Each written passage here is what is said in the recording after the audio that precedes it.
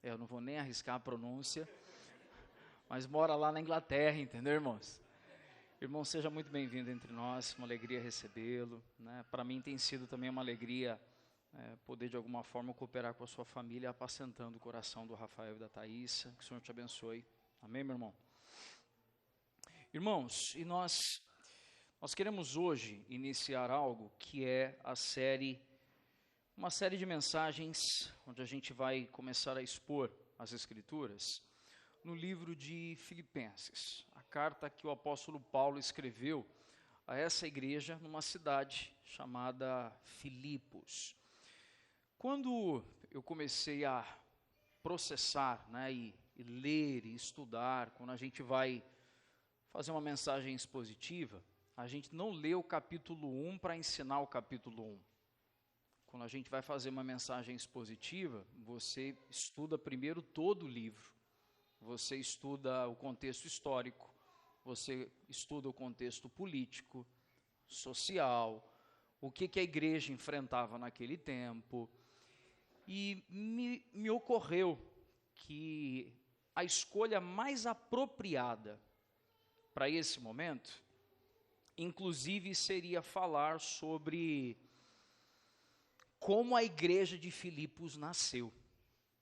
Porque nós estamos em uma fase de plantação da igreja, estamos numa fase onde nós vemos o Senhor trazendo a nós maturidade ao longo do tempo. E nós temos uma carta que foi escrita pelo apóstolo Paulo, e ela só foi escrita 10 anos depois da plantação da igreja, aproximadamente. Contudo, essa igreja tinha então aproximadamente 10 anos de história. Para entender depois, quando a gente for ler, a gente tem que entender como eles começaram, como vida de igreja, a gente tem que compreender quais foram os desafios que eles enfrentaram naquele período, quais foram as marcas do nascimento dessa igreja, para depois, quando a gente for ler a carta, a gente entender por que Paulo escreveu aquilo que está escrito. Consegui me expressar com clareza ou não, irmãos? Senão nós vamos fazer de novo recortes das Escrituras, amém? Então, para a gente começar a expor Filipenses, a gente vai em Atos 16, amém ou não, irmãos?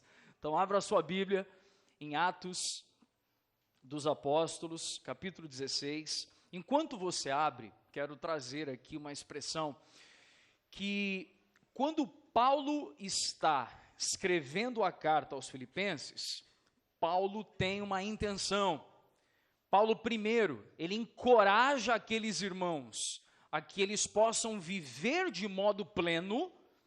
E aí foi curioso, porque ontem uma jovem chegou para nós e perguntou, né, mas o que é plenitude? Né? E é curioso, porque a gente usa essa expressão e muitas vezes a gente usa no piloto automático e não reflete. A expressão plenitude trata de algo que atingiu o mais alto grau, o mais alto nível, e não há nada para além disso. Então, quando nós falamos que o apóstolo Paulo está escrevendo aos irmãos em Filipos, tenham uma vida piedosa e vivam de modo pleno, é porque Cristo está apontando a plenitude que há. Paulo está apontando a plenitude que há em Cristo, e que nós devemos desenvolver a piedade a fim de que possamos nos tornar cada vez mais parecidos com quem, irmãos? Com Cristo Jesus. Então, quando Paulo escreve a carta aos Filipenses, ele está encorajando a que os irmãos tenham uma vida plena no Senhor, uma vida piedosa no Senhor. Mas tudo isso teve um epicentro, teve uma origem. Amém, irmãos? Vamos estar em pé para lermos as Escrituras, conforme temos ensinado. Nós reconhecemos, essa igreja reconhece a autoridade da Escritura, amém ou não, irmãos? E por reconhecermos a autoridade da Escritura, compreendemos que esse é um gesto simbólico, contudo pedagógico para a vida da igreja, de quando nos erguemos, quando um juiz entra em um tribunal, também nos colocamos de pé diante daquela que é a maior autoridade para a igreja, a saber, as Sagradas Escrituras, revelando a pessoa de seu Filho. Amém? Do Filho de Deus. Vamos ler Atos capítulo 16, todos encontraram?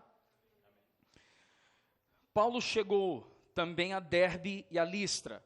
Havia ali um discípulo chamado Timóteo, filho de uma judia crente, mas de pai grego. Os irmãos em Listra e Icônio davam bom testemunho dele.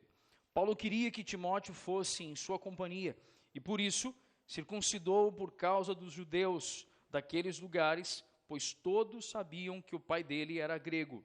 Ao passar pelas cidades, entregavam aos irmãos as decisões tomadas pelos apóstolos e presbíteros de Jerusalém, para que as observassem.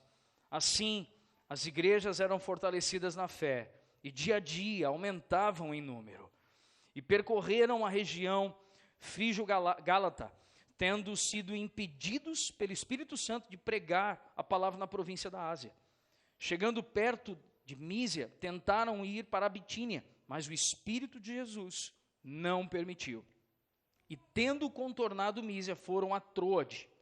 À noite, Paulo teve uma visão, na qual um homem da Macedônia estava de pé e lhe rogava, dizendo: passe a Macedônia e ajude-nos.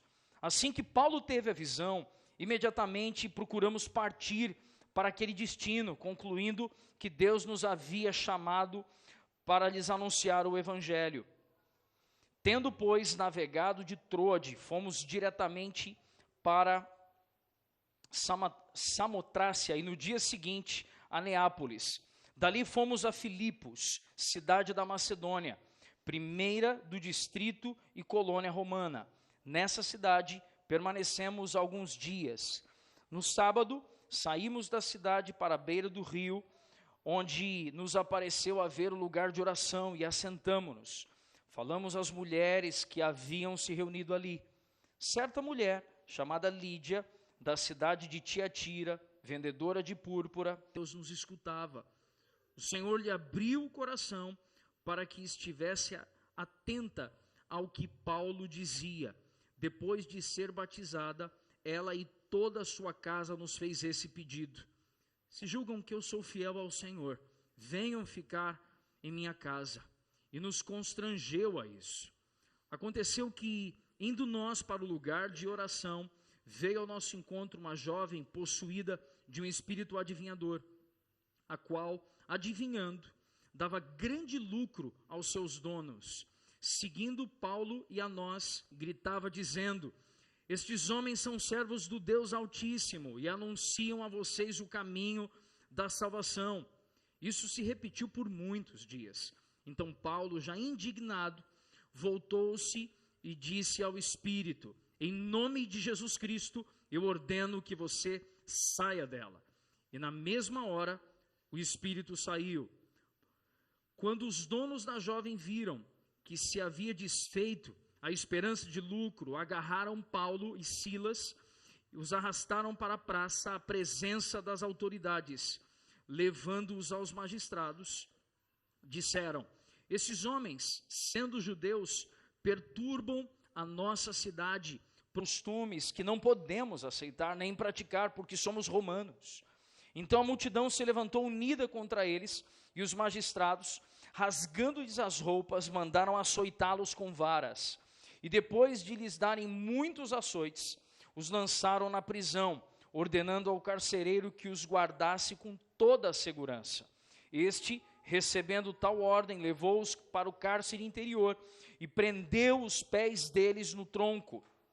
Por volta da meia-noite, Paulo e Silas oravam e cantavam louvores a Deus, e os demais companheiros de prisão escutavam.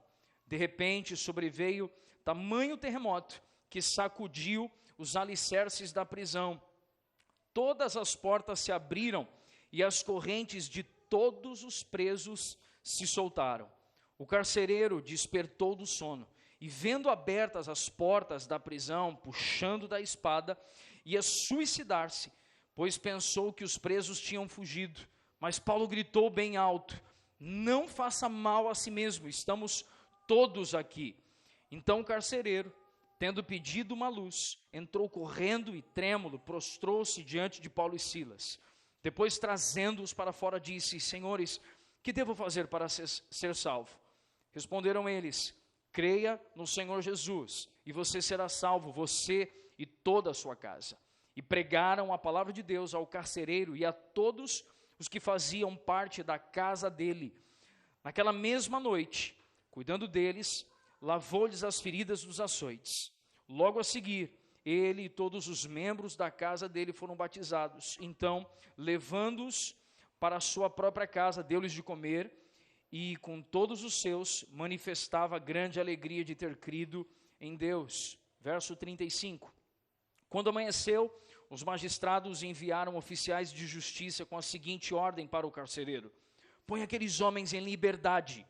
Então o carcereiro comunicou isso a Paulo, dizendo: os magistrados ordenaram que vocês fossem postos em liberdade, portanto, vocês podem sair, vão em paz. Paulo, porém, lhes disse: sem ter havido processo formal contra nós, nos açoitaram publicamente e nos jogaram na cadeia, sendo nós cidadãos romanos. Querem agora mandar embora sem maior alarde? Nada disso, pelo contrário, que eles venham e pessoalmente nos ponham em liberdade. Os oficiais de justiça comunicaram isso aos magistrados. Quando eles souberam que Paulo e Silas eram cidadãos romanos, ficaram com medo. Então foram até eles e lhes pediram desculpas, e relaxando-lhes a prisão, pediram que se retirasse da cidade. Tendo saído da prisão, Paulo e Silas dirigiram-se para a casa de Lídia e, vendo os irmãos, os animaram. Depois partiram. Amém, irmãos? Que texto. Vamos orar mais uma vez? Feche seus olhos, vamos falar com o Senhor. Pai bondoso e querido, nós queremos mais uma vez colocar o nosso coração diante do Senhor. Que alegria é podermos ter as nossas Bíblias abertas para podermos, Senhor, receber do Senhor por meio de logos, a palavra. Senhor, para além do intelecto, para além das informações, para além do saber, nós queremos, por meio do compartilhar das Escrituras, conhecer o Teu coração, Pai. Quero me colocar diante do Senhor como alguém, Pai, que cheio de falhas e limitações e fraquezas, carece da Tua graça, para que eu possa, Senhor, com todo zelo e cuidado, comunicar a esse rebanho que é Teu, as verdades sobre o Teu coração, Pai. Tem misericórdia da minha vida, da minha esposa, dos meus filhos.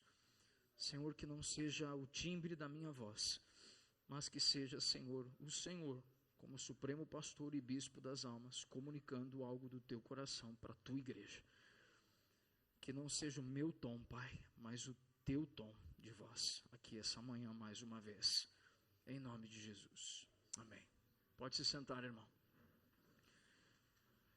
Retomando a boa prática de lermos textos gigantes, irmãos, que bênção isso, não é verdade?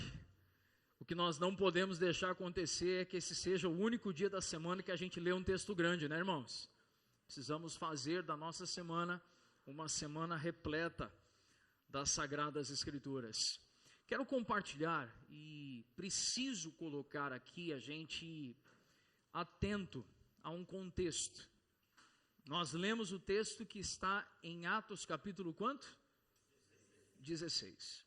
É muito importante nós trazermos para a nossa compreensão, para o nosso entendimento, que nós fechamos o sermão dia 29 de dezembro de 2024, falando sobre a ressurreição de Jesus, falando sobre quando Jesus esteve com os discípulos, quando ele sopra sobre os discípulos, inaugurando ali uma nova humanidade.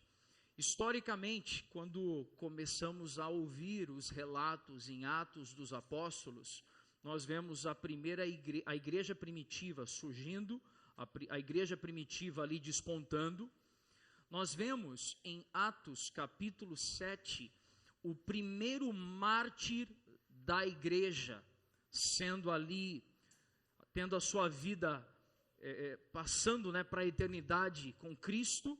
Nós estamos falando de um dos discípulos de Jesus conhecido como Estevão, que foi apedrejado, e a palavra diz que havia um homem ali, um jovem fariseu que consentiu com a morte de Estevão. E nós estamos falando daquele que era chamado Saulo, conhecido como Saulo de Tarso, uma informação, irmãos, extremamente curiosa, mas isso não vai mudar a nossa vida, assim, tipo, nossa, meu Deus, tudo errado agora. Não, irmãos, é que a gente costuma dizer que Saulo, após ter o seu contato com Cristo na estrada de Damasco, a gente diz que ele recebeu um novo nome e foi chamado agora de Paulo, né?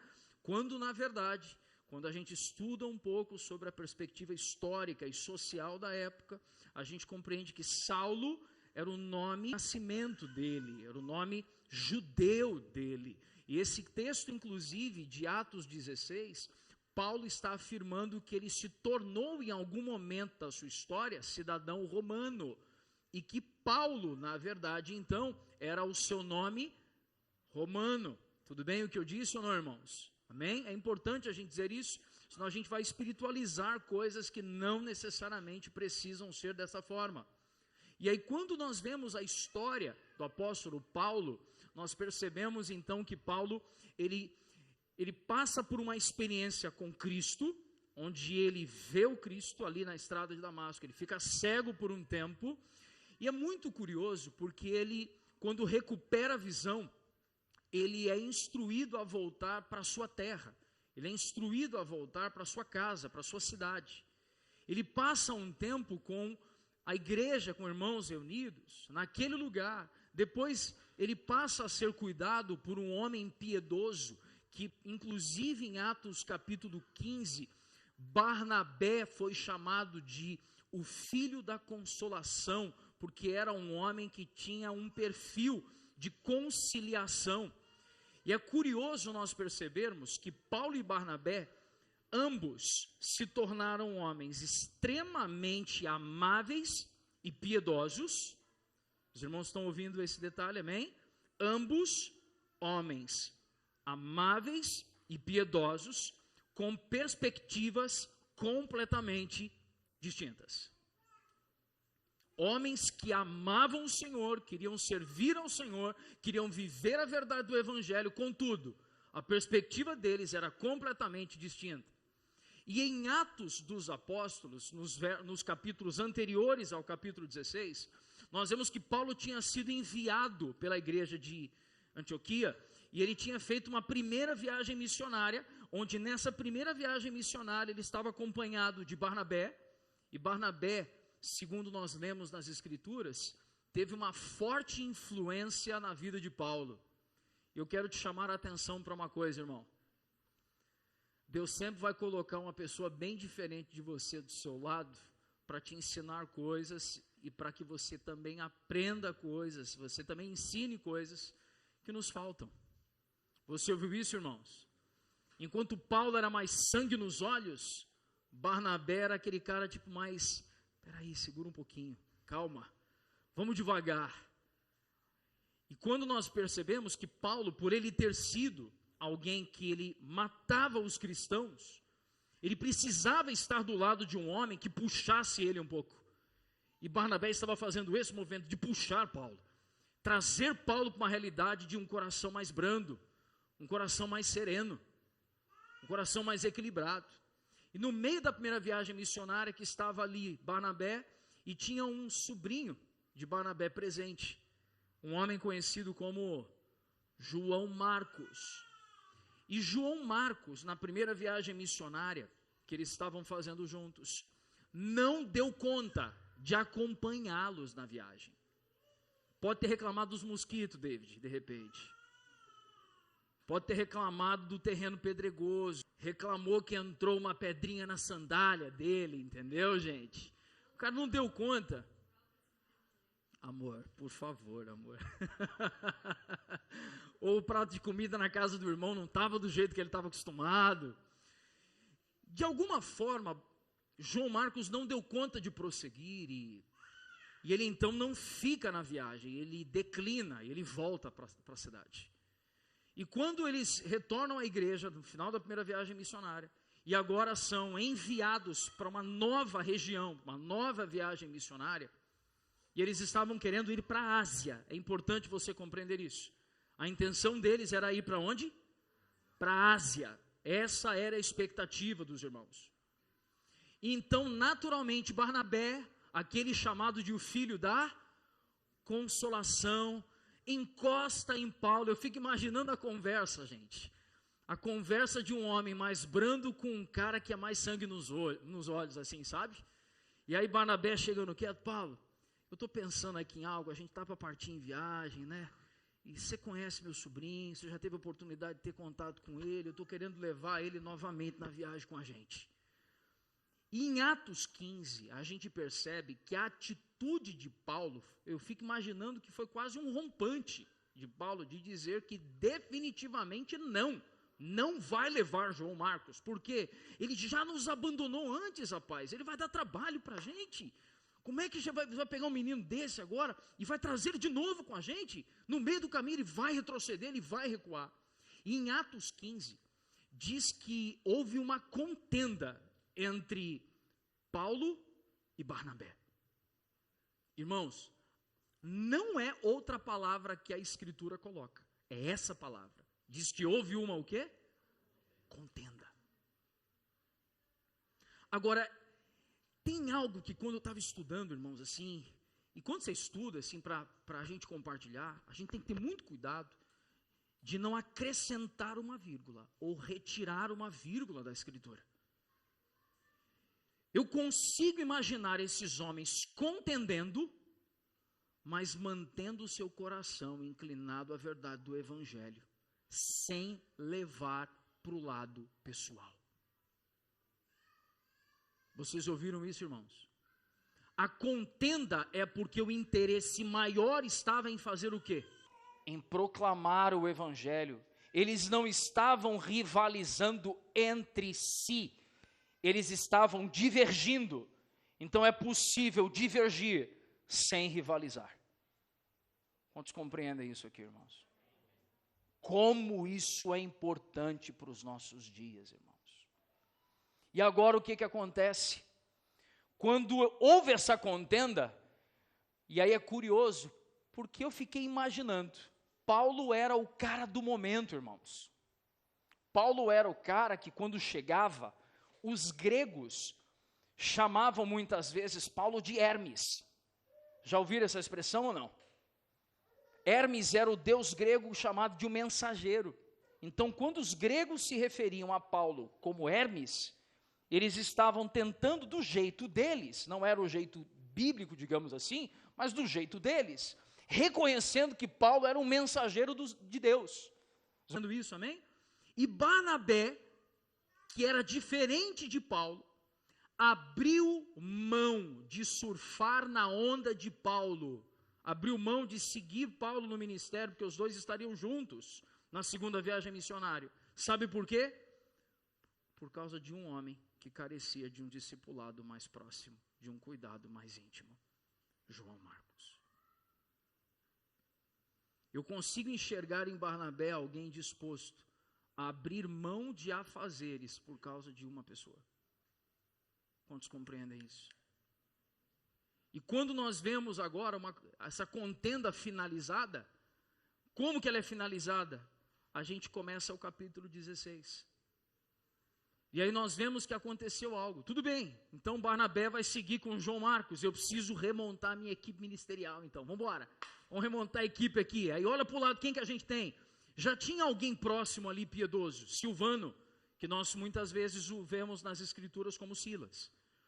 Há quem diga que Silas era um profundo proclamador da palavra, tanto que foi muitas vezes citado como alguém, como um profeta. Agora, cuidado, que quando a gente diz aqui na família Betânia profeta, a gente já entendeu o que a gente está falando. Profeta quem é, irmão? É aquele que proclama severamente a palavra da verdade, a escritura. Amém, irmão? Não é sobre antevisão, e sim sobre proclamação da verdade. Amém, irmãos? Então, quando nós vemos Silas sendo trazido e sendo trazido um jovenzinho. Quem era o jovenzinho sendo trazido para estar junto ali? Timóteo. E aí tem uma primeira coisa que me chama muita atenção, irmãos. Muita atenção. Timóteo era filho de uma mulher judia e de um pai o quê? Grego. Qual foi a primeira atitude de Paulo quando coloca Timóteo ao lado deles nesse time que vai viajar? Qual foi? Circuncidou Timóteo. Há quem diga que Timóteo estava ali perto dos 18 anos de idade. Tudo bem? Só que a circuncisão era um rito necessário para quem? Para os meninos judeus que professavam como convicção o judaísmo.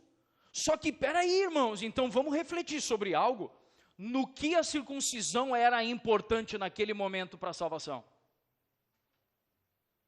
Você entendeu a minha pergunta? A circuncisão, a partir da vida, morte e ressurreição do Cristo, a circuncisão necessária ou desnecessária? A circuncisão, irmãos, ela agora é do coração. Você compreende isso? Isso era um rito do judaísmo. Contudo, e isso me chama a atenção, contudo, o apóstolo Paulo, sabendo que estaria em meio a inúmeros judeus que ele queria garantir acesso ao coração dos judeus, ele então decide fazer algo, e certamente Timóteo se dispôs a isso, porque em nome de alcançar pessoas com a verdade do Evangelho, eu sou capaz de lidar com algumas coisas, mesmo que não sejam tão necessárias. Tem alguém que entendeu alguma coisa aí ou não? Sabe por quê, irmãos? A gente teria duas formas de abordagem aqui. Primeira abordagem, empurra goela abaixo que não precisa. Tudo bem? Empurra para aqueles irmãos goela abaixo que não tem necessidade. Segunda abordagem, eu já entendi que não precisa. E eu estou bem, em paz com isso. Tenho maturidade para entender que não precisa. Mas eu consigo me submeter a isso, momentaneamente, a fim de ganhar irmãos que ainda precisam compreender melhor as verdades e rudimentos do Evangelho. Vocês entendem por que nesse quesito, esse que é o pastor de vocês nesse momento, tem dito por que eu não adoto posturas de enfrentamento? Meu coração é dessa forma aqui, irmãos. Eu prefiro me submeter a algumas coisas, ainda que desnecessárias, para ganhar irmãos, do que necessariamente adotar algumas abordagens um pouco mais ríspidas e dessa forma perder o coração dos irmãos. Quantos estão compreendendo até o presente momento, irmãos? Amém? E nesse contexto, nós vemos algumas coisas importantes aqui. Quando nós falamos sobre a plantação da igreja em Filipos, a igreja dos Filipenses, quando a gente for ler a carta, a gente vai perceber que a carta ela é repleta de ternura, de gratidão, de calor humano, de afeição. A carta que Paulo escreveu aos irmãos em Filipos, ela tem marcas de espontaneidade e informalidade. A carta aos Filipenses nos apresenta um diário íntimo das experiências de Paulo, e ela foi escrita em circunstâncias extremamente difíceis. Sabe, uma das coisas que Paulo, ele nos trouxe, e é importante nós entendermos nessa plantação de igreja, é importante nós compreendermos que Paulo estava a caminho dessa segunda viagem missionária. Ele quis ir para onde que nós dissemos aqui? Ele quis ir para a Ásia. Contudo, a palavra do Senhor nos diz aqui que o Senhor o impediu.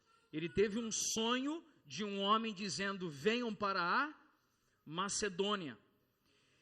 Deus apontou o caminho para onde aqueles plantadores deveriam ir. Deus deu, preste atenção nisso, Deus deu sucesso na missão.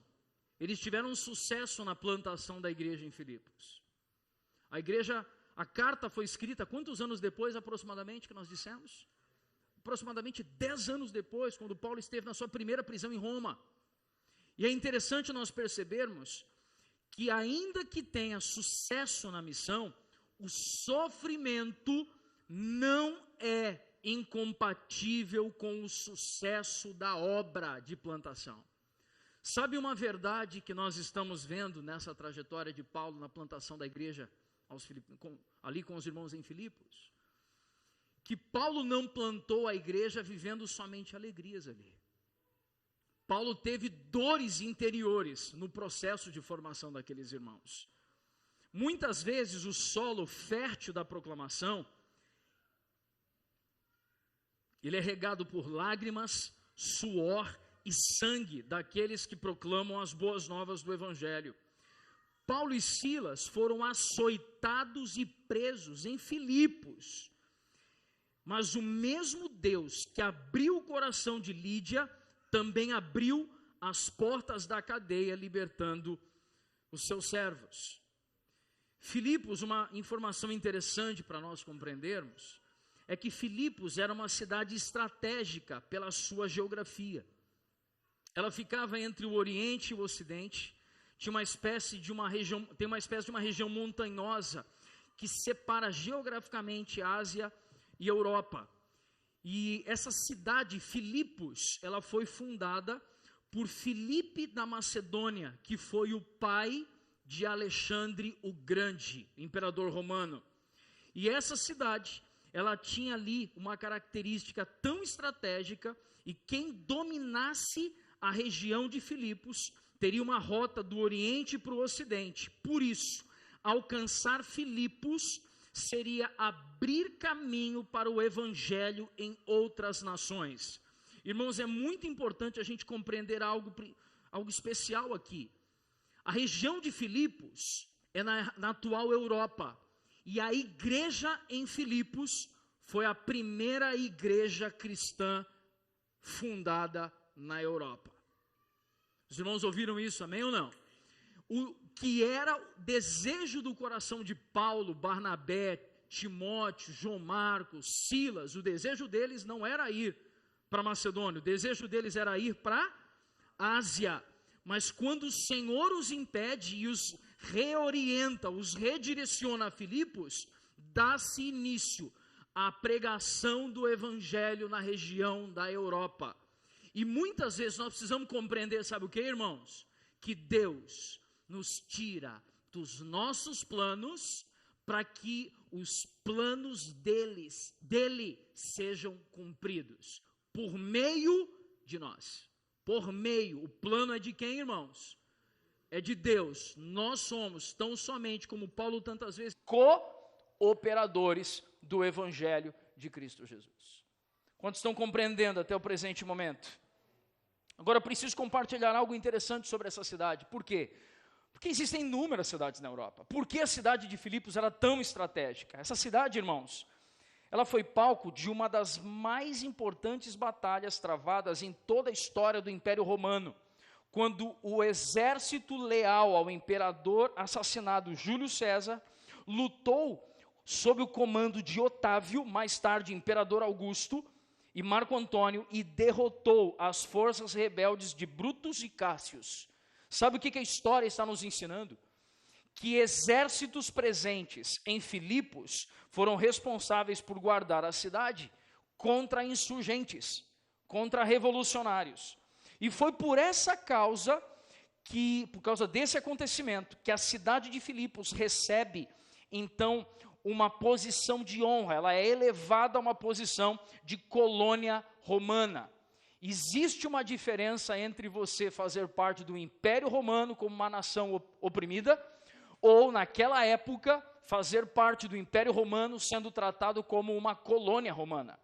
Alguns historiadores, e aí eu gosto nesse aspecto de ler alguns escritos do Hernandes Dias Lopes, e o Hernandes usou uma expressão no seu livro dizendo que viver em Filipos era semelhante a viver em uma miniatura de Roma, porque o idioma era o idioma romano, a moeda era a moeda romana, o vestuário comum a Roma. E quando nós vemos esse cenário em Filipos, Filipos se tornou uma colônia romana por ter sido aquela cidade que resistiu contra insurgentes, favorecendo o império.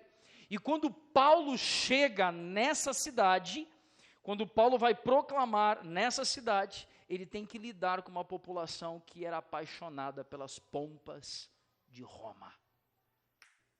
Você ouviu isso, amém ou não?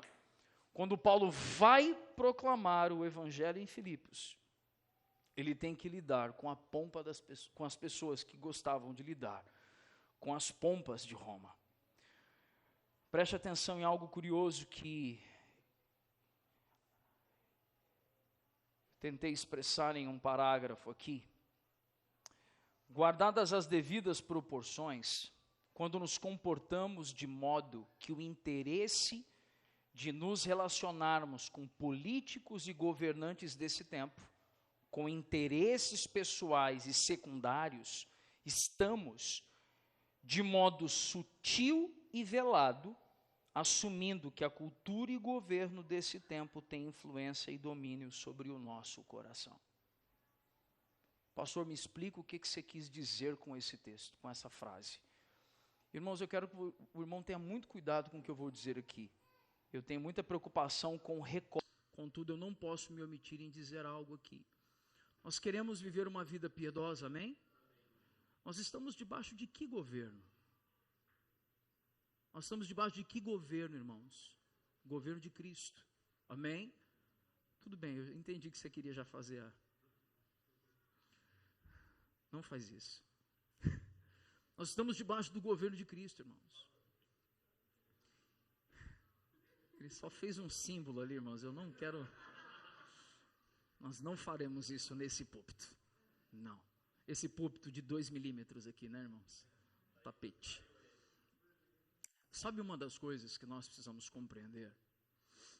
Nós precisamos compreender que há sutilezas que podem macular a pureza da igreja. E eu vou te dar um exemplo claro em relação a isso. Nós estamos em um sistema de governo espiritual, o governo de Cristo. Mas aqui na terra nós estamos debaixo de governos humanos. Eu posso estar debaixo de um governo humano, mas ainda assim me portar como um cidadão da luz, um filho da luz. Onde eu não enxergo glamour em estar do lado de uma autoridade pública apenas para ganhar notoriedade social. Não é interessante para pastores, os futuros presbíteros e diáconos da família Betânia, não é interessante para nós tirar fotos em repartições públicas ao lado de políticos a fim de ganhar espaço social, irmãos. Porque quando passamos a glamorizar, aparecer do lado de autoridades públicas, é como se o apóstolo Paulo estivesse buscando os governantes de Roma para tirar fotos e postar em suas redes sociais, sinalizando condescendência, sinalizando concordância. Irmãos, compartilhar com os irmãos algo que eu não sei se eu falei aqui. Eu sei que eu falei para alguns irmãos, mas eu não sei se eu falei isso para toda a igreja. Período de eleições, quando questionado sobre pessoas querendo nos visitar aqui, irmãos, eu falei, pode vir, é bem-vindo aqui entre nós, mas não oraremos no púlpito, não venha com equipe de mídia para tirar foto e fazer vídeos dentro da nossa igreja local, e não espere que eu tire foto com você, porque eu não vou publicamente aceitar me apresentar como alguém que pode estar validando um sistema de governo. E aí isso me faz lembrar quando Charles Spurgeon ensinou aos seus alunos, dizendo: ainda que a rainha na Inglaterra vos convide para serem embaixadores em qualquer outra nação, não aceitem serem rebaixados, porque vocês já são embaixadores do reino de Cristo, um reino eterno. Eu posso viver em Roma, mas Roma não viver em mim, irmãos. Você está ouvindo o que eu estou dizendo, amém ou não? Eu posso viver no Egito, e o Egito não estar em mim. Sabe por quê? Porque nós compreendemos que aqui nós somos forasteiros e peregrinos, irmãos. Sabe o que uma foto com um político vai trazer de benefício para a gente, irmão? Nada. Porque os nossos valores são eternos, não são transitórios e passageiros. Por isso eu tenho tanta preocupação quando eu vejo também irmãos comprando o pacote completo de político X, Y ou Z. Porque nós não estamos entrando nesse cenário, e Paulo estava ali, calmamente, entrando em Filipos, sem aceitar que Roma governasse sobre ele. Até aqui estamos juntos, irmãos? Um teólogo, certa vez escreveu que a plantação da igreja de Filipos mostra, do ponto de vista humano, que a igreja nasceu com oração, pregação e compromisso sacrificial com a obra de Deus. A primeira igreja estabelecida na Europa, na colônia de Filipos, nos revela o poder do evangelho para alcançar raças diferentes, contextos sociais diferentes, com experiências religiosas completamente diferentes. Atos 16, nós vemos 3 pessoas ali descritas. Se você não tinha notado isso, observe na sua Bíblia, por favor. 3 pessoas tiveram contato ali com Paulo apóstolo e com Silas. E essas 3 pessoas nos traduzem 3 tipos de gente, tudo bem? Uma das pessoas que teve contato com eles foi uma mulher conhecida como Lídia. Preste atenção, a outra pessoa que teve contato, quem era? Não tem nome, a gente não tem o nome dela. Era uma mulher, uma escrava, que tinha sido dominada por um espírito de adivinhação. E uma terceira pessoa citada em Atos 16, foi o carcereiro, que era um servidor público romano. Compreende isso ou não, irmão? Um servidor público romano, ele estava a serviço do Estado, a serviço da colônia romana, a serviço do governo de Roma. Nós percebemos algo, quando nós percebemos o poder do Evangelho, irmãos, e é isso que nós precisamos enxergar aqui para nós como igreja. Se você der uma olhadinha em volta, irmãos, você olhar para um lado e olhar para o outro, você vai ver gente que nasceu em vários estados da nossa federação. Quem aqui é de São Paulo, gente? Quem aqui é mineiro? Os mineiros vão dominar o mundo, né, velho? Tem algum carioca aqui ou não? É, tem um Carlos. Priscila. Os capixabas aqui. Tem alguém de outro lugar? Tem alguém do Acre? Você é de onde, filho? Aqui. Tem um baiano na área ali, né? São dois. Quem mais? Não, ele não é baiano. Você também é baiana? Não, são de Joinville, desculpe, são do sul. Então, a Carla é argentina. O que nós estamos vendo quando a gente vê o povo de Deus reunido, irmãos? Sabe o que a gente está vendo? Que o evangelho alcança a gente de todos os lugares. Quando a gente olha para cenário religioso, olha que interessante, na verdade, desculpe, deixa eu retomar aqui. Lídia, ela era de uma região, que era a região de Tiatira. A região de Tiatira era um point comercial da época. Lídia era comerciante de púrpura. Você sabe o que era púrpura na época, irmão? Púrpura é como uma comerciante de joias hoje. Mulher bem de vida financeiramente. Tudo bem? O evangelho alcançou Lídia. E detalhe, Lídia, ela era uma prosélita. O que é uma prosélita? Era uma mulher gentia, contudo, ela tinha se convertido ao judaísmo. Então era uma mulher que tinha inclinações religiosas.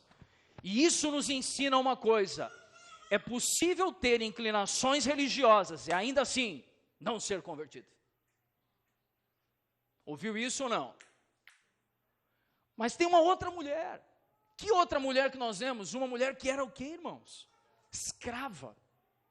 E ela tinha sido tomada por um espírito de adivinhação. E ela dava lucro para os seus donos, para os seus proprietários. Uma mulher que era escrava financeiramente, ela era abastada ou tinha escassez na sua vida? Tinha escassez. Não tinha liberdade, autonomia para fazer muitas coisas. E espiritualmente uma mulher ali oprimida, sendo subjugada pelo império das trevas. Mas o evangelho também afeta, alcança e liberta quem é assim, irmão. Deus liberta o religioso da religiosidade e o opresso libera da sua prisão. E o cidadão romano, aquele que está lá exercendo seu trabalho, quietinho, tinha família, percebeu isso ou não? Bom funcionário, trabalhador, fazendo tudo certo. Ele é bonzinho, está tudo certo, só falta Deus. Não, então falta tudo. É ou não, irmãos? É ou não, irmãos? Porque ele fazia tudo, então, trabalhador, tinha família, porque depois ele vai para casa e tal. Nós estamos percebendo 3 tipos de gente aqui, irmãos. E quando a gente olha em volta, a gente vê esses 3 tipos de gente aqui nesse lugar, que estão sendo afetados e transformados pelo evangelho, irmãos. Sabe por quê? Porque o evangelho, segundo Efésios 1,17, ele faz cair a barreira da inimizade, fazendo de todos, judeus e gentios, um só povo. Por meio da verdade do evangelho. Então eu não estou nem aí para de onde você veio, não estou nem aí para quanto você tem, eu estou interessado para onde nós estamos indo, e juntos, que juntos cearemos com Ele em novos céus e nova terra. Esse é o poder do evangelho, e a igreja de Filipos está nascendo nesse contexto. A igreja de Filipos está nascendo, olha para um lado, uma pessoa abastada que tinha uma ponta de religiosidade e agora está descobrindo que a religião dela não era nada. Do outro lado, uma mulher miserável que era escrava e agora está liberta. Que inclusive, deixa-me abrir um parênteses, não temos o relato de que essa mulher se converteu, a mulher que era escrava. Temos o relato e a afirmação de que ela foi liberta. Ouviu isso ou não, irmãos? Ela foi liberta, mas não há menção nas escrituras pós-Atos 16, de que ela viveu uma vida de igreja. Amém? Contudo, a plantação da igreja viu isso. Viram o poder do evangelho.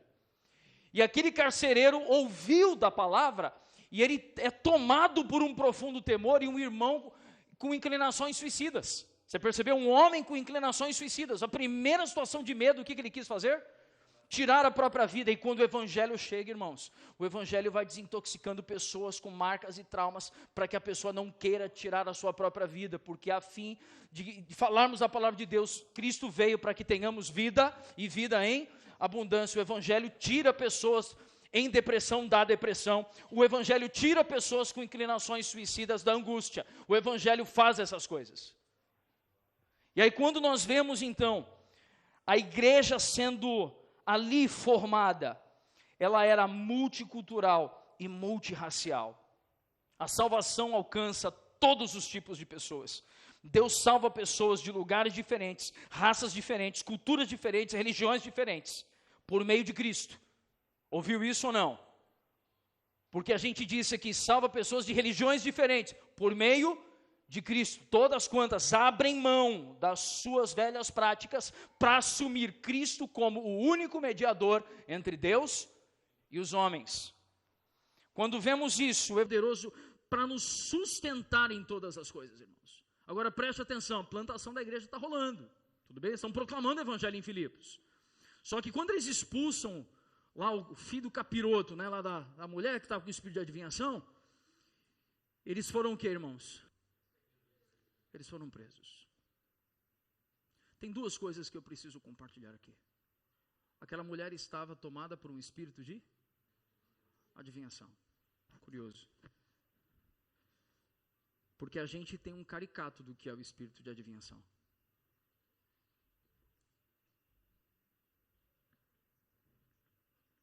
Sabe qual é o caricato do espírito de adivinhação? Uma cartomante. Alguém que pega a mão e vai ler a mão. E isso é o nosso caricato. Horóscopo. Por isso que não dá para conceber crente que lê horóscopo. Você chegou onde eu queria. Sabe qual é o nosso caricato de espírito de adivinhação, gente? É gente que está lá fora e lá longe, que a gente nem chega perto. Esse é o nosso caricato do espírito de adivinhação. Mas quando a gente estuda na história, existiam falsos mestres, que eles entravam na igreja, e muitos falsos mestres, por que Jesus teve que ouvir que ele expulsava demônios em nome de Belzebu? Você nunca ligou os pontos? Pensa comigo. Jesus certa vez foi acusado de expulsar demônios em nome de Belzebu, porque existem castas de demônios, autoridades entre demônios, e alguém que opera com um demônio, digamos, de uma maior autoridade, ele consegue expulsar demônios de menor autoridade. E isso produz fé no coração das pessoas. Mas não é a fé no Filho de Deus. É a fé numa operação miraculosa aqui. Você está entendendo ou não? Visível. Por isso que tem tanta obra de engano por aí. Consigo me expressar com clareza ou não, irmãos? Contudo, o espírito de engano se move muitas vezes entre gente que a gente até coloca no nosso raio de ação e influência e que estão operando, trazendo expressões de revelação, de revelamento, e que nada glorifica ao Senhor. E se não glorifica ao Senhor, não é da parte de Deus. Bati no vespeiro e não vou sair correndo, irmãos. Sabe por quê? Porque nós não podemos achar que o espírito de adivinhação, ele se manifesta só do jeitinho que a gente acha. Porque se o objetivo do espírito de adivinhação é produzir engano, muitas vezes a gente mesmo se enfia em alguns enganos por acreditar em coisas e em gente que nada tem de compromisso com a vida piedosa do Filho de Deus.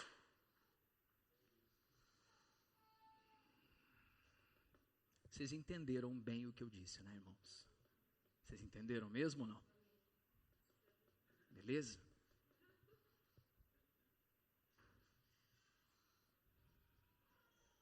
Estou fazendo igual o início do texto, né? A gente fala para levar os irmãos à reflexão sem entendas. E aí qualquer dúvida eu vou estar no gabinete pastoral para tirar suas dúvidas. Tudo bem? Amém, irmãos? Sabe uma outra característica que aconteceu com esses irmãos? Por eles expulsarem o espírito de adivinhação, eles foram o quê? Presos. Sabe que princípio interessante esses homens estão experimentando ali? Eles estão experimentando um princípio de que fazer o que é certo às vezes vai dar pau, irmão. Fazer o que é certo, muitas vezes a gente vai sofrer perseguição. Eu fico imaginando esses homens lembrando de Mateus capítulo 5. Eu fico imaginando Paulo e Silas tendo sido açoitados por varas, e aí eles ali na prisão, talvez em dores, irmãos, porque depois o texto diz que eles tiveram as suas feridas lavadas e cuidadas. Então eles estavam certamente feridos e machucados, sangrando talvez ali. Tudo bem ou não? Eu fico imaginando aqueles homens ali com dores, mas lembrando. Amigo, o nosso mestre, quando esteve aqui na terra, ele disse: bem-aventurados sereis vós, quando vos injuriarem, quando vos perseguirem por causa da justiça. E nem sempre fazer o que é justo e reto trará só sossego para nós.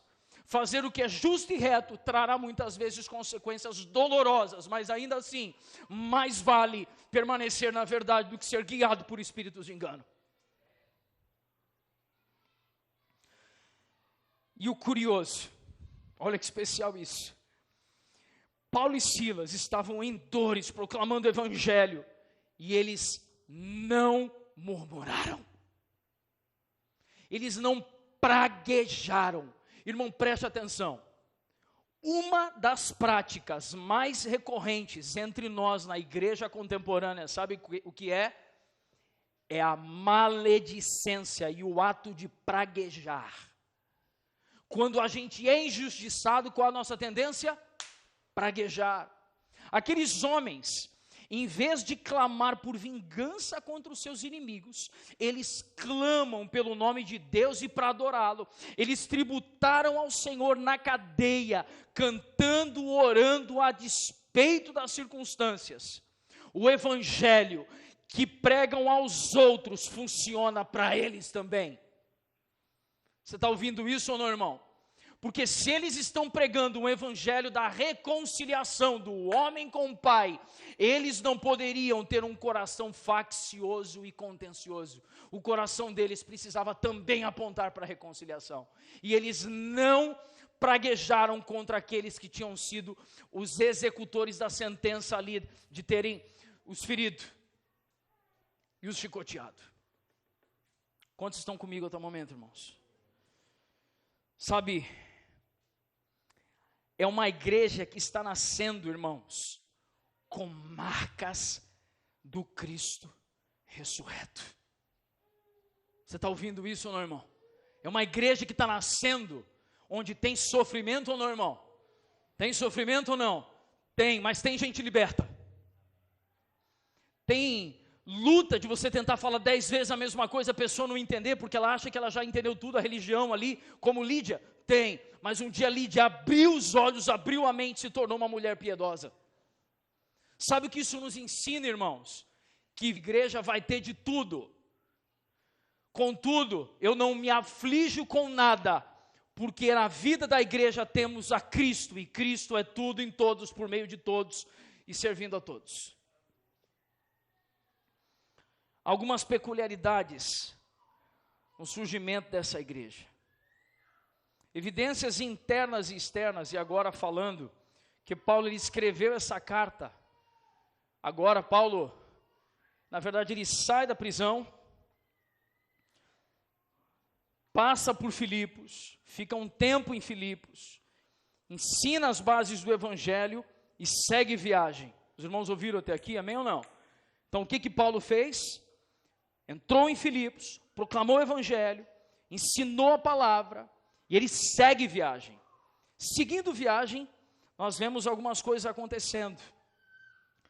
Paulo, ele é preso, algum tempo depois, a sua primeira prisão em Roma. É importante a gente compreender que Paulo foi preso 2 vezes em Roma. Teve uma primeira vez que ele foi solto, mas uma segunda vez que ele foi preso foi aquela prisão que o levou à morte. Os irmãos ouviram isso, amém ou não? E ele escreve várias cartas na prisão. Preste atenção nisso. Inclusive o N.T. Wright, ele tem um material, um box que é Mateus para todos, Marcos para todos, João para todos. Alguns aqui até têm esse material. E aí tem as cartas da prisão. Efésios, Filipenses, Colossenses. E aí quando nós vemos, Paulo, ele escreveu essa carta estando onde, irmãos, agora? Na prisão. Só que para nossa forma ocidental, e muitas vezes, nosso jeitão às vezes de pensar, a gente acha que a prisão, ela seria algo extremamente desfavorável para a proclamação do evangelho. Mas por Paulo entender que até na prisão ele era um representante do evangelho, a prisão inclusive serviu para parar Paulo, para ele ter tempo para escrever. Parou para pensar nisso? Você está na prisão, você vai fazer o quê? Não, eu quero sair. Você está louco? Não, fui injustiçado, eu quero sair daqui. Só que Paulo está tão ocupado com as verdades do evangelho que ele fala assim: eu posso estar preso, mas as ricas palavras de Cristo não. Então eu vou escrever o que eu puder aqui, para que as igrejas que eu pude cooperar sejam tocadas pela verdade da palavra. E aí a gente para e enxerga um homem que, de fato, quando ele disse que ele estava entregando a vida dele como oferta de libação ao Senhor, foi um homem que fez isso em vida, não apenas no dia da sua morte. Você ouviu o que eu disse ou não? Paulo foi alguém que ofereceu a si mesmo em vida, não apenas no dia de sua morte. Cláudio, olha que curioso. Nessa carta que Paulo escreveu aos Filipenses, há evidências internas e externas que ele que escreveu. E os pais da igreja primitiva, Policarpo, Irineu, Clemente de Alexandria, Eusébio e outros, também confirmam a autoria paulina para a carta aos Filipenses. Amém? Foi enviado pela igreja, Paulo tinha sido enviado pela igreja de Antioquia, e aí no meu esboço aqui eu coloquei como um missionário, eu coloquei entre aspas, porque na nossa visão ocidental, um missionário é alguém que a gente manda para algum lugar para fazer o quê? Vai evangelizar. Só que a palavra apóstolo, ela fala de uma perspectiva missional, de plantação, preparação e equipar a igreja. Então Paulo vai como missionário, mas dentro do seu encargo apostólico, não apenas para pregar e próxima, não. Era chegar, proclamar, cooperar, edificar a igreja para então seguir para uma próxima cidade.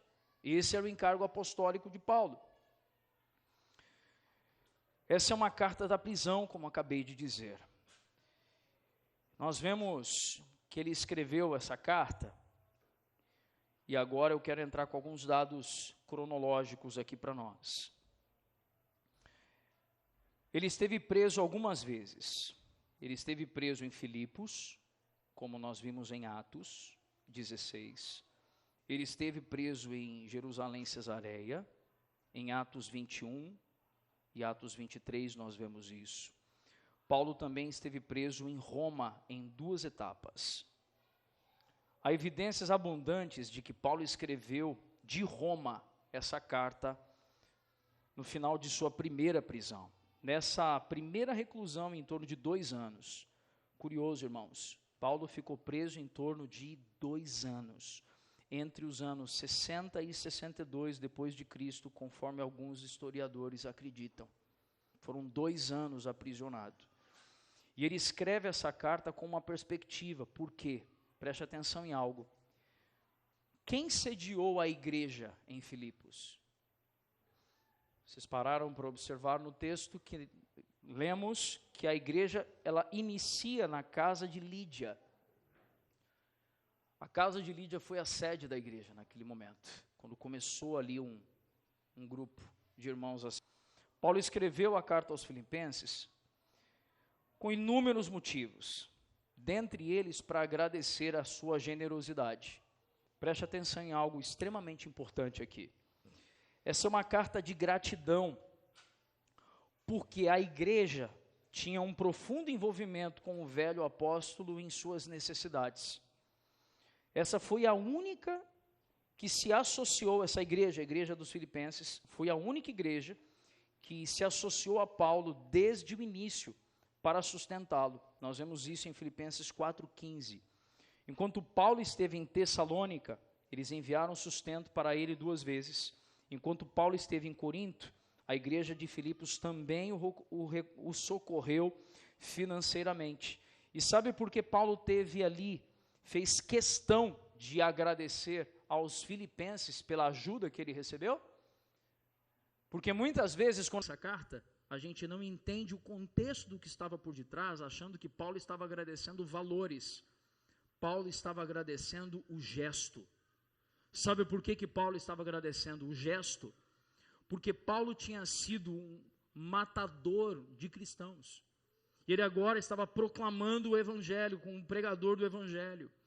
E Paulo tinha sido preso, e isso poderia ter plantado no coração de irmãos da igreja sobre a integridade e a idoneidade de Paulo.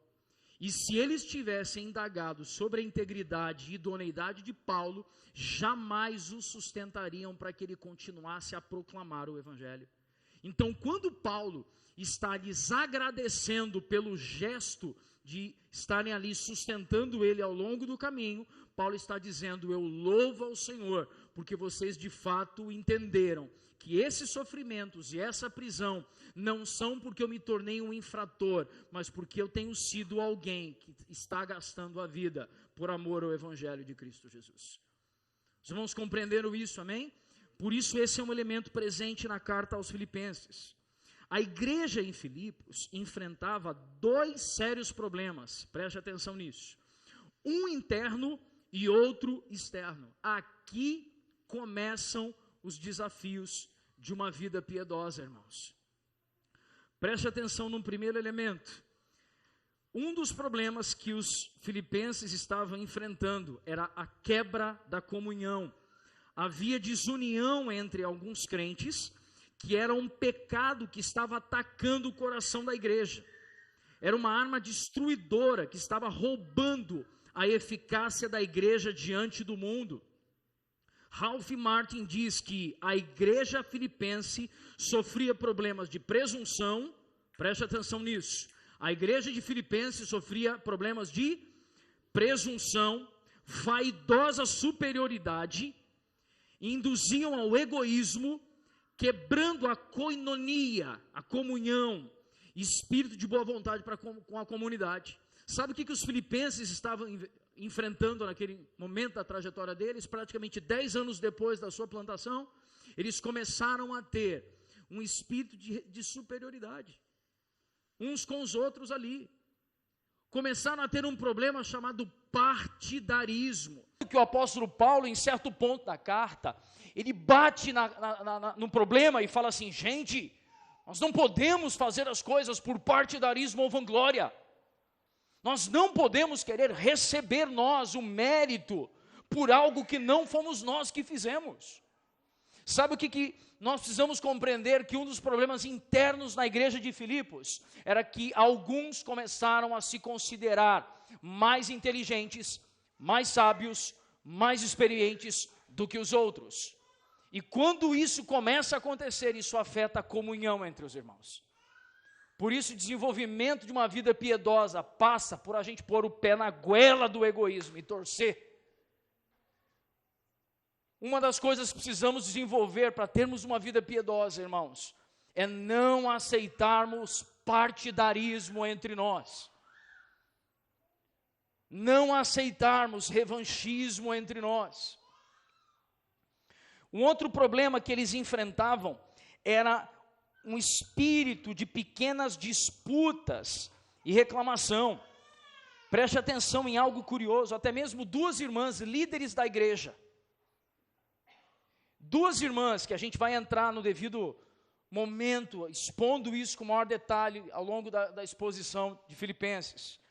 Mas um teólogo, um pastor norte-americano escreveu algo dizendo: nas duas principais ocasiões que Paulo chama os crentes de Filipos à unidade, ele introduz o seu mandamento alertando os crentes sobre dois fatos ou verdades sobre a igreja.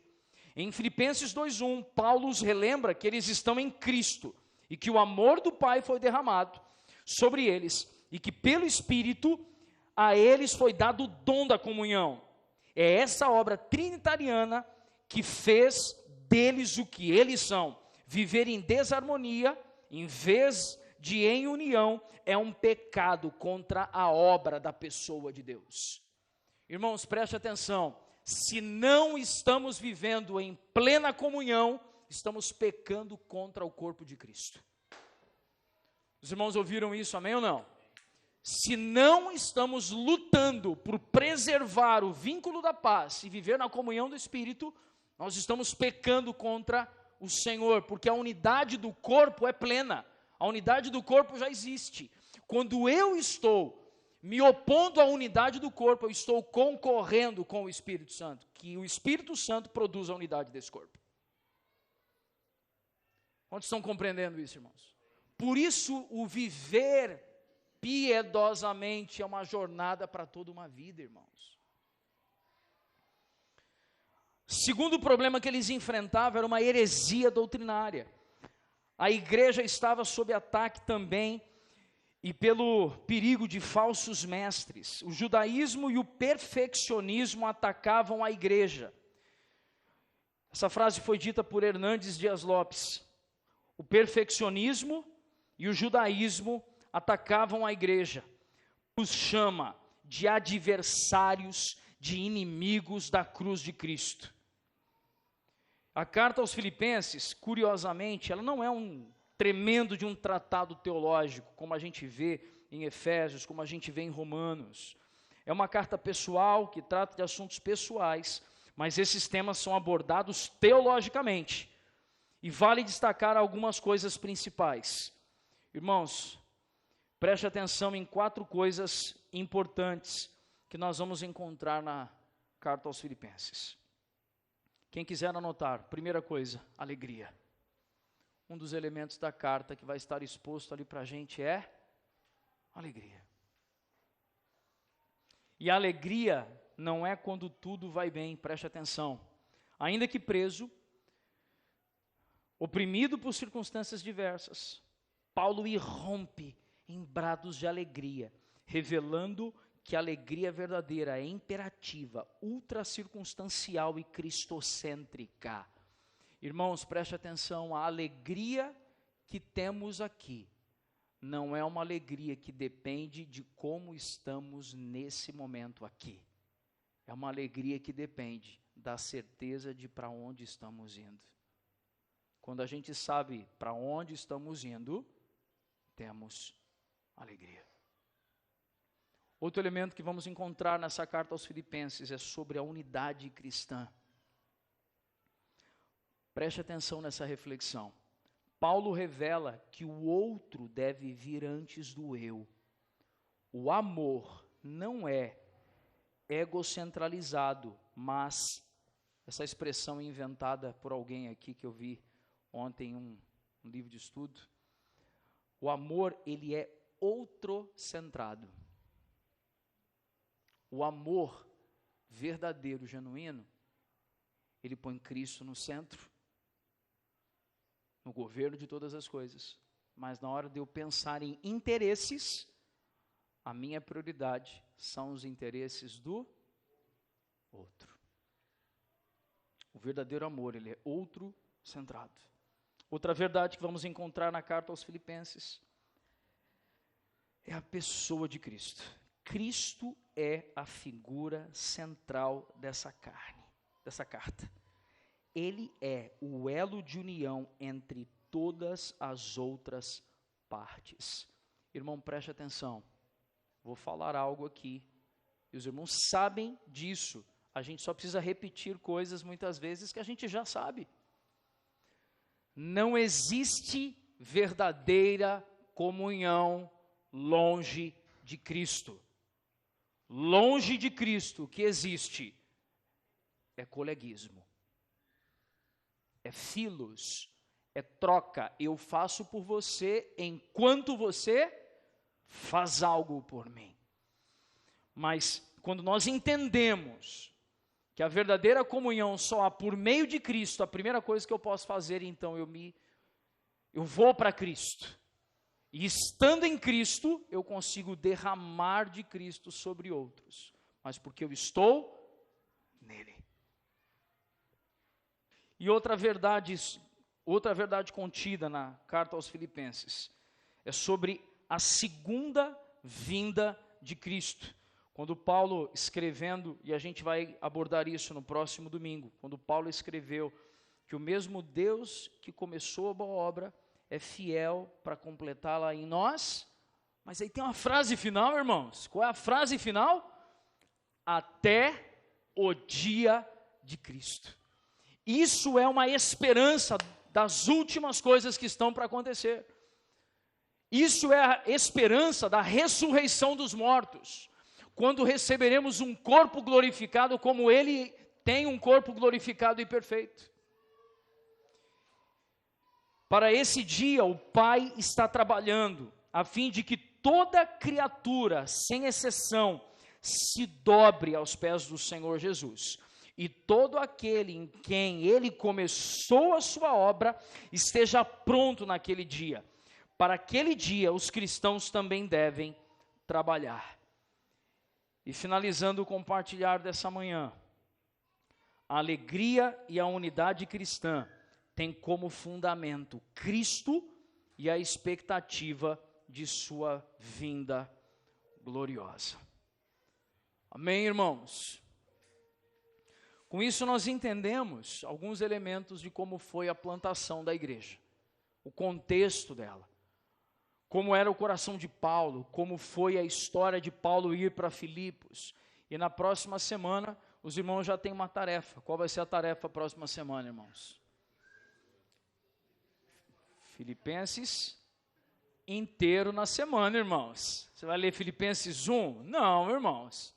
A gente nem expôs Filipenses 1 ainda, isso aqui foi a introdução.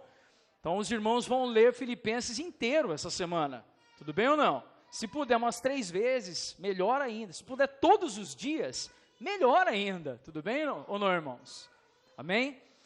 Mas antes da gente orar para encerrar, eu quero orar aqui com os irmãos e quero tornar você participante de algo aqui.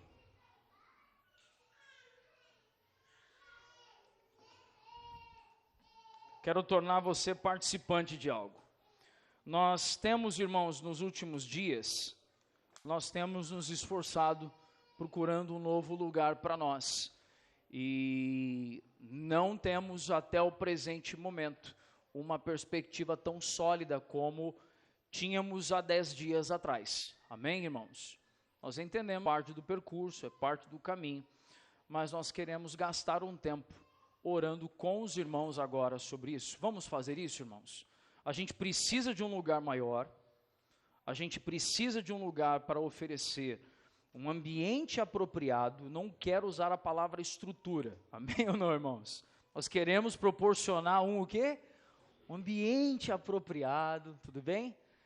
Para que todas as nossas famílias, filhos estejam devidamente acomodados, para que a gente tenha ali a possibilidade também de estar no térreo, para ser mais acessível para pessoas que visitar, que pessoas que tenham dificuldade de mobilidade, que de repente a gente pode lidar com isso em breve, amém?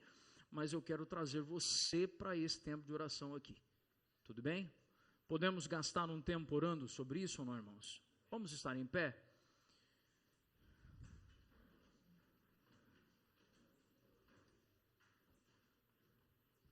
Feche seus olhos aí, irmãos. Comece a orar em favor disso, por gentileza. Depois de orarmos um pouco sobre esse assunto, eu quero adorar aos irmãos com uma canção também.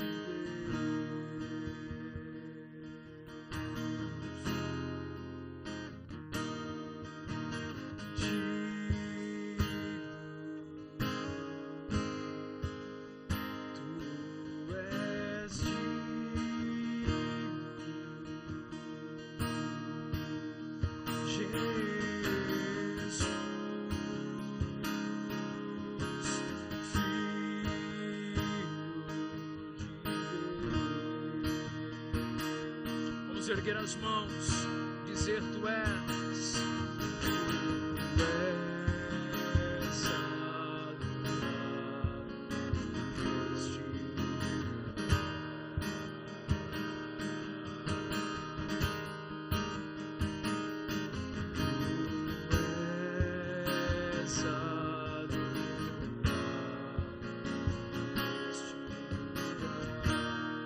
Vamos aumentando o volume da voz.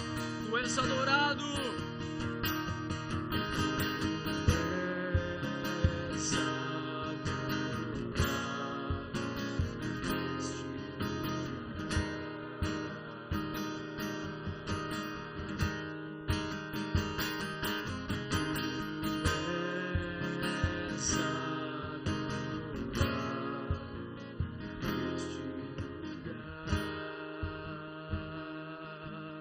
Vamos declarar que Ele é santo. Santo.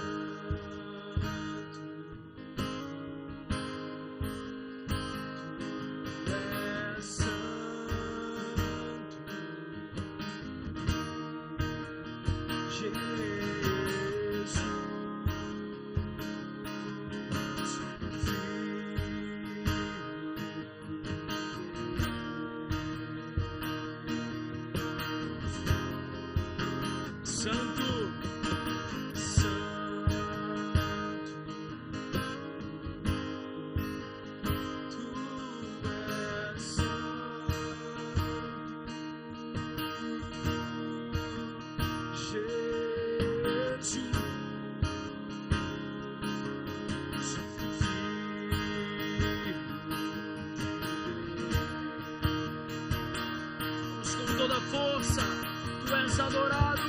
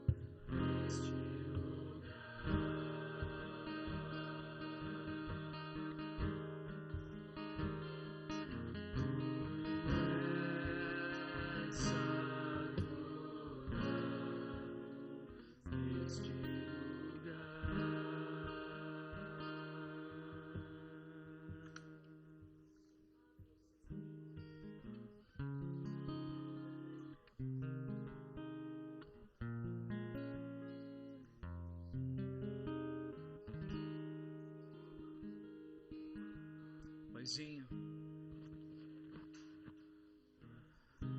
há uma inclinação do nosso coração em encontrarmos um espaço um pouco maior para as nossas reuniões. Mas essa é a inclinação do nosso coração, Pai. Ajuda-nos a discernir e distinguir qual é a direção que o Senhor tem para essa comunidade, para essa igreja local. Que não sejamos, Pai, guiados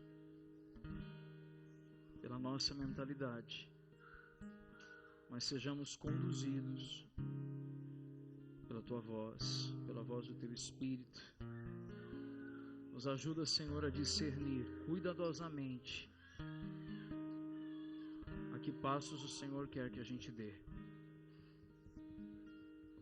Que não estejamos, Senhor, nem atrasados, tampouco apressados naquilo que o Senhor tem dentro do Teu eterno propósito, com a nossa parcela de cooperação com o Evangelho de Cristo Jesus, no nosso bairro, na nossa cidade. Em nome de Jesus. Leva cada um dos Teus filhos em paz e segurança, Pai. Dá a eles, Senhor, um domingo cheio, uma semana cheia de revelação de quem o Senhor é, para que possamos viver piedosamente por meio de Cristo Jesus. Perdoa, Pai, todas as vezes que estamos vivendo em busca dos nossos próprios interesses, mas que possamos passar a nos interessar mais por aquilo que são as necessidades, angústias e desafios dos nossos irmãos. Ajuda-nos, Pai, a ter um olhar e um coração inclinado a isso, Pai, em nome de Jesus.